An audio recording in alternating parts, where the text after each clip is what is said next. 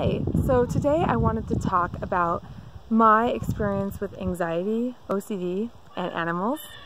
And this is very personal, and I understand that everyone has different feelings about these things, but I also want to share about it because so many people I know do live with anxiety and have struggled with that. And a really big part of having anxiety is feeling boxed and isolated. And I feel very strongly about sharing our experiences that we struggle with to help others. And so I wanted to talk about it, especially because it's a big part of our day-to-day life right now, living on this piece of land, which we've now named the Hells Angels Homestead. And I think that's going to stick. We've been playing with that for the last 24 hours, thanks to my sister-in-law giving us the idea. And so basically, since I was a kid, I have had a lot of anxiety and fear, and that has directly influenced many choices I've made and behaviors I've developed over the course of my life. And towards my college career, I had it escalate into full-blown obsessive compulsive disorder, or OCD.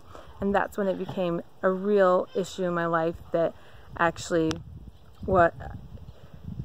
changed the way I did a lot of things. And I began to have a lot of the behaviors that people associate with germaphobes. And I didn't really begin to directly address it until about 4 years ago, when I noticed my children beginning to develop some of these behaviors.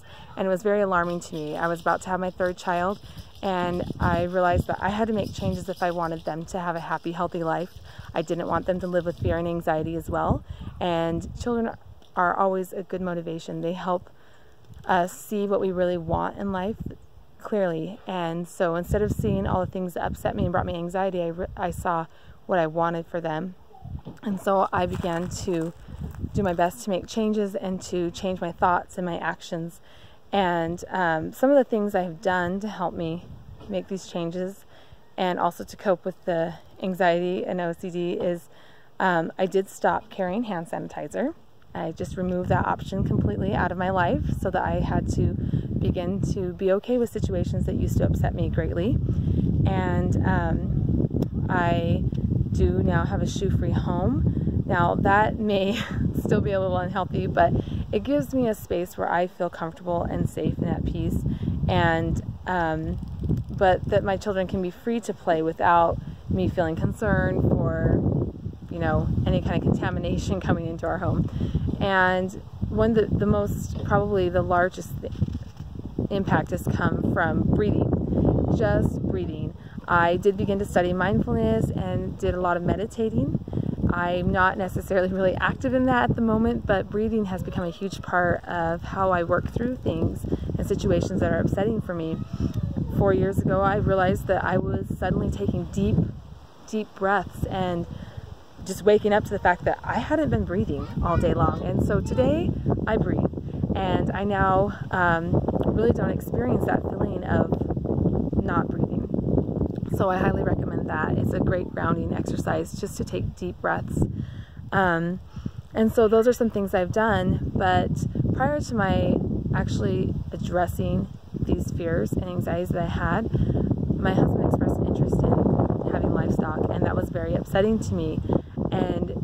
But I did get behind the idea of having a large piece of land for my kids to run and play on, and to have that freedom of childhood that I didn't have as much because I grew up in a city. And so that became another motivation for me to work through a lot of my anxieties, specifically related to animals, because I've always seen them as a source of germs, and I've had a very difficult time even touching them or being touched by them. And so as you may know, I have cats now, and today we added chickens. And so we are doing great with the cats, and I love them, and I can touch them, and they are a baby step animal because cats are not as interested in humans as dogs are, and they don't lick me, and they let me pet them, but they don't really need to be with me all the time, so it's okay. And I love our little cats. We had a little accident. One of our cats got an injury last week, and he's doing great, but it was greatly upsetting to me, and I cried quite a bit and realized how much I absolutely love my little kitten.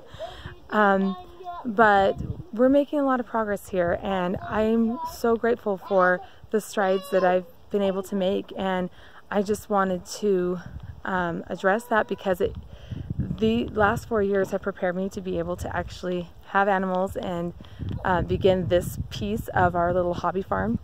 And it's been a huge process and definitely uphill, but I feel like the fact that I can enjoy my cats and now have the chickens, it's a huge sign of success. It's definitely felt like exposure therapy some days, but overall we are moving forward, and that's really all you can expect and hope for. And so I just want to encourage anyone out there who feels like they have been stuck in a cycle or trapped in behaviors that they don't enjoy or want to have in their life, just that you can actually change your thoughts. You can change those things. You can fight that and overcome it. And I am not done with this process, but I am seeing the benefits. I'm having more peace in my life and more joy, and I'm really grateful for that. And that's a whole piece of this, you know, I call it a transformation. We're trying to transform this house, and I'm transforming myself in the process, because I'm doing things that are very difficult for me, and I'm finding joy in them. And I know that you can too.